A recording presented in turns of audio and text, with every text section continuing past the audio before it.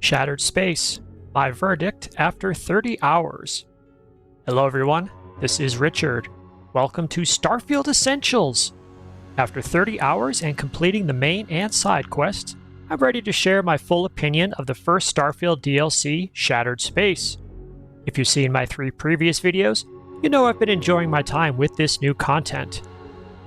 Starfield Essentials is a channel for people who want an honest and positive look at Starfield. I promise you that if I did not like the game, I would say so, but in a respectful and thoughtful manner. Here is my spoiler-free verdict on the full DLC. I think Shattered Space is excellent. All of the 5 favorites in my last video hold up through the entire story. Briefly, my 5 favorites were stunning visuals, things to see and do, vortex horrors and the redeemed, side quests, especially Lost and Found, great dungeons, and a bonus, voice acting. Let's move beyond these factors. Shattered Space was both familiar and different from the base game. It was familiar because it had largely the same game mechanics, same game systems, and feel as previous Starfield content. Somehow though, Shattered Space was also different. What do I mean? First, I spent almost 3 weeks in the same location, the Va'ruun homeworld of Va'ruun Kai, a moon of Kavnik 1. Most of the time in Starfield, players travel from star system to star system to complete quests, build outposts or ships, run random missions, or do whatever else they enjoy. In Shattered Space, once you land at Dazra, there is no need to leave. All of the main quest and side quests take place in the same map. This map is also fairly dense, so it's possible to just run from location to location if you want. You can also take the rover, which is a great option once you get away from some of the steep mountainous terrain. A second difference involves a slight mechanical change. This was the chance to prompt companions to interact with other NPCs. Usually only the main character interacts with NPCs, although the companion might say something in an unprompted manner. During several interactions in Shattered Space, however, I had the option to have my companion Andreja make a specified comment, rather than having my character speak. I really like this mechanical tweak and would enjoy seeing more of it in the future. A third difference is that there seem to be more consequences for actions, and opportunities for follow-up. I'll share a couple simple examples and save a big one for the next section that will include spoilers. One example of change brought about by player actions involves the location initially called Jandar's Rest. Jandar is considered a heretic, so after the player completes a quest at this location, House Va'ruun renames the site to Jarek's Rest.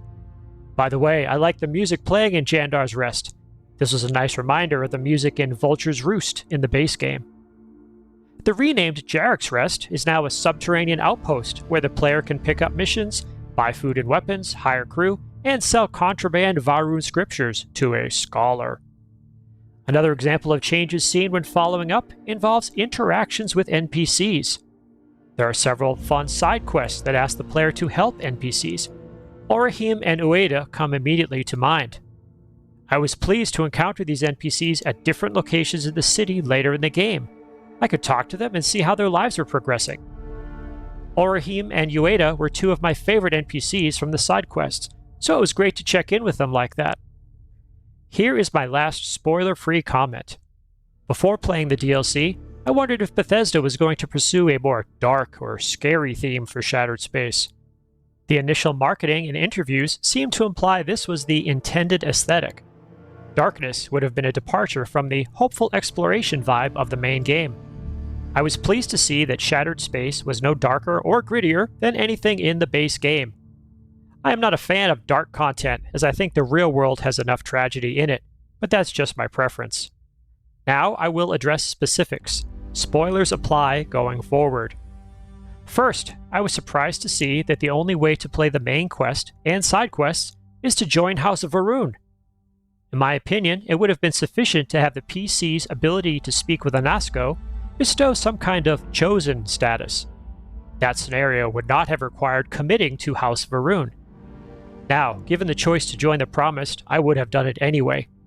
I think it's a fun option to engage with Starfield, especially when my character was already exploring the settled systems with Andreja. Furthermore, Starfield has the New Game Plus mechanic, which means that going through the Unity removes the promised membership trait from the character. So if a player really didn't want to stay committed to House Va'ruun, a reset via Unity would clear that affiliation.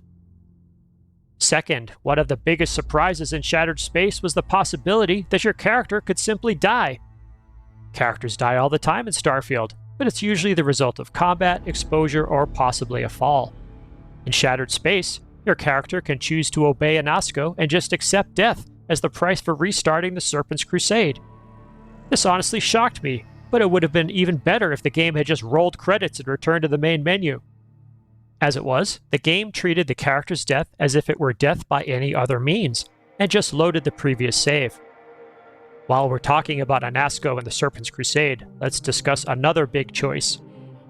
Even if the character destroys Anasko and the Citadel, they can still choose to begin a new Serpent's Crusade by casting a deciding vote with the House Va'ruun Council. This seems a little problematic to me. How will this play out in the settled systems? One of the council members says that the Crusade will necessarily be limited due to the devastation wrought on Dazra by Anasko's experiment. If the character chooses to begin a new Crusade, then it should have far-reaching consequences for the future of Starfield, at least after Dazra rebuilds. The previous Serpent's Crusade was a terrible conflict, which lasted from 2240 to 2263. It only ended with the death of Jinan Va'ruun. How is Bethesda going to handle this in future Starfield content? Maybe they assume that a Serpent's Crusade is essentially limited for the foreseeable future. Anytime the player encounters Va'ruun ships, they could be treated the same way, whether they were acting as zealots or as non-zealot House Va'ruun prosecuting the latest Crusade. On this note, I did try the Crusade option and visited about 24 star systems looking for House Va'ruun ships on Crusade. I had seen a comment on Reddit stating that a player had found ships on Crusade, so I wanted to try it myself. I only encountered zealots, and they attacked me. There was no sign of a change. I tried sleeping on Venus for 24 hours, but it had no effect. I would think that a new Crusade would affect Andreja. She tells a Crusading player that she is ultimately loyal to House Va'ruun, so would she not join the battle against unbelievers? One way for Bethesda to handle this would be to either totally lean into the new Serpent's Crusade, or totally lean out. The lean-in scenario might look like this.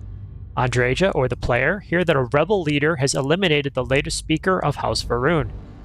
If BGS wants to go full Crusade, then they say that this rebel leader is prosecuting the Crusade to its fullest extent. If BGS wants to end the Crusade, then they say that this rebel leader is committed to peace and is ending the Crusade. The new leader could be put in place even if the player chooses peace, so everyone is on the same page going forward.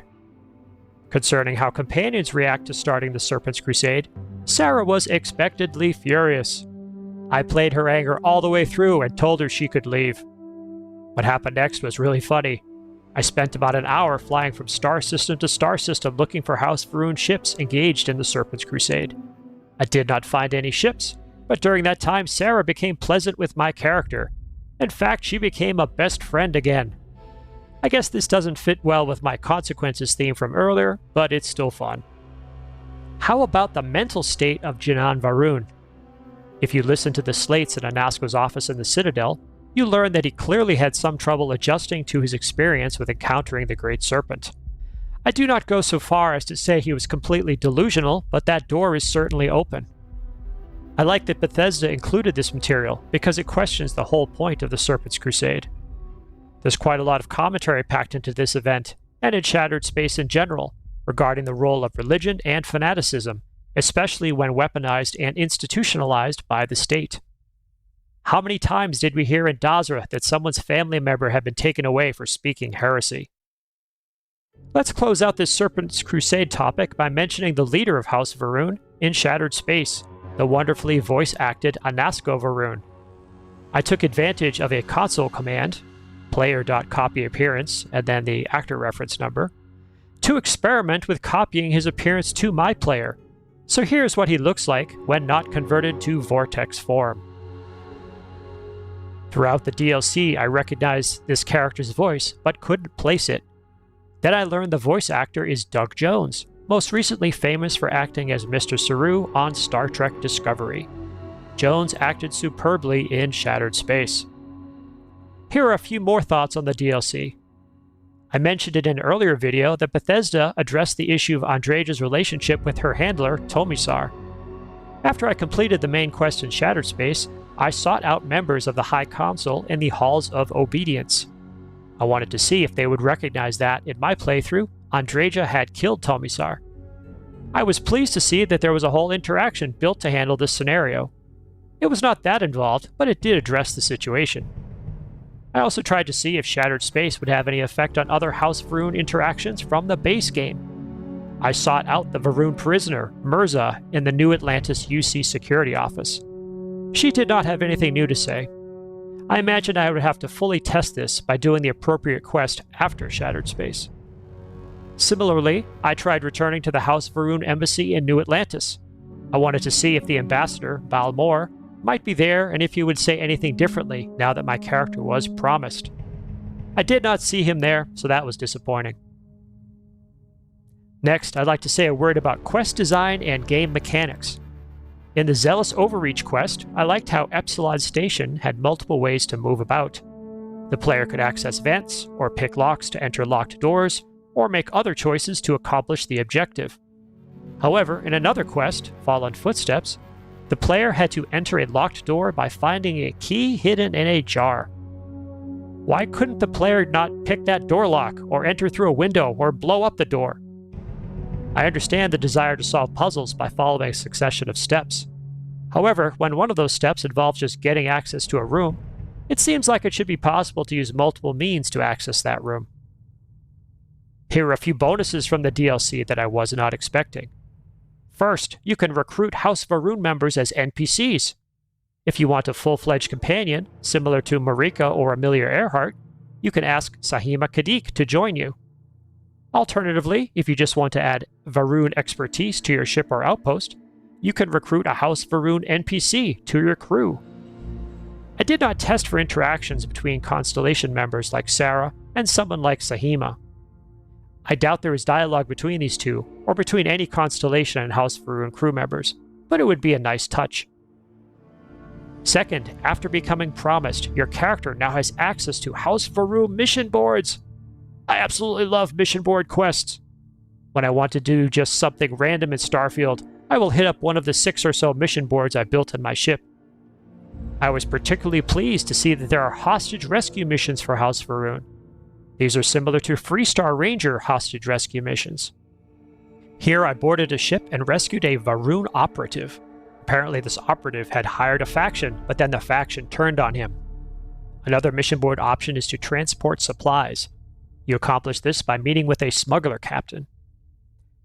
Prior to Shattered Space, this sort of mission was a random encounter on a planet.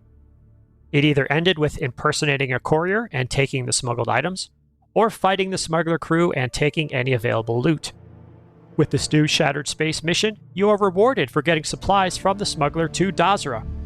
You can find these mission boards in the security center in Dazra on the left as you walk away from your ship. There are also mission boards in Jarek's Rest. What about mods? I played all of this content with 0 mods and my original Xbox character on Xbox 4 PC. However, I've begun testing on my Steam game with my normal mod loadout. So far, everything is working. I was pleased to learn that I could recruit Groats using the SKK Stalkers and Followers mod. Just walk up to the Groat and recruit it. How fun would it be to take over a Groat farm, or build your own? Maybe we will see this with mods. I know there have been some players who have figured out how to exploit a glitch with outpost beacons to take over POIs. It would be nice to have official support for this in the vanilla game. I do have a question for my viewers, especially those of you who play with headsets and can hear subtle audio. Have you heard vocalizations like this in the game?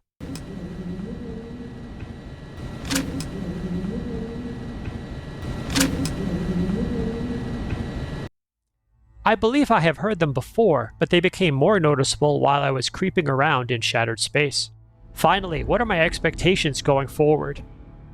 I do not expect any new content or changes to Shattered Space. To the extent there are bugs, I expect them to be fixed. In my 30 hours of play, though, I did not encounter any real bugs in the DLC. On 2 occasions, I had a weird camera angle problem while talking to NPCs. This was annoying, but not game-breaking. I expect Bethesda will start working on the next DLC, which may have something to do with the Starborn. We have no details about that at the time of recording this video. For those of you who don't like Starfield or Shattered Space and think either or both a failure, I recommend watching this video by Kinnear. He shows pretty conclusively that Starfield is performing as well or better than other games in this genre. In other words, from a financial perspective, sales of Starfield and Shattered Space are justifying continued investment in the game. In his video, which actually everyone should watch, Kinnear uses the phrase Bethesda derangement syndrome, and I think this condition is in full effect with respect to so-called reviews and coverage by big YouTube channels and gaming sites. By all indications, people are buying and playing Starfield, and that will justify further investment. Additionally, modders continue to develop code for Starfield. For example, I'm looking forward to Kingath's Doom-themed mod, even though I'm not a big fan of that aesthetic. I'm just pleased to see what a skilled mod team can bring to the game. I also hope Bethesda makes it easier for modders to work with the Creation Kit and Creation Engine 2.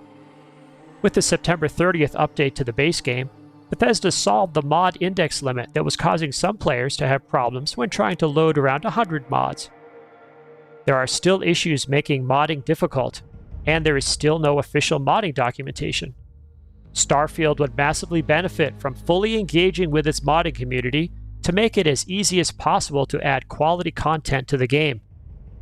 There are plenty of people who like to hate on Starfield, and who also hate on paid mods for Starfield. They are generally less hateful towards people who release free mods for Starfield. These free mods are what keep franchises like The Elder Scrolls and Fallout alive for decades.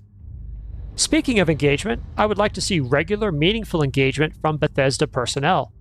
There are plenty of haters and trolls, but there are also people who complain about Starfield in a reasonable way. When Bethesda engages with reasonable people, it humanizes the dynamic and makes a positive outcome more likely. We need less community management and more community empowerment and community engagement.